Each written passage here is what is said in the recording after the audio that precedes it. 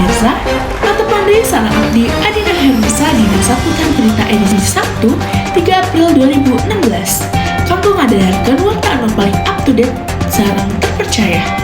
Anu urang ringkaskeun dina Saputar Berita enjing ieu. Pemirsa, budak umur 13 tahun di kota Cirebon ngalaman depresi. Ieu dipicu ku indungna ngajual telepon selulerna pikeun nyukupkan kebutuhan keluarga. Siti Anita, indung budak berinisial A mengaku kapaksa ngajual HP anakna pikeun nutupan kebutuhan sapopoe. Sabab salakina nu gawe di luar kota geus 8 bulan teu nafkahkan keluarga.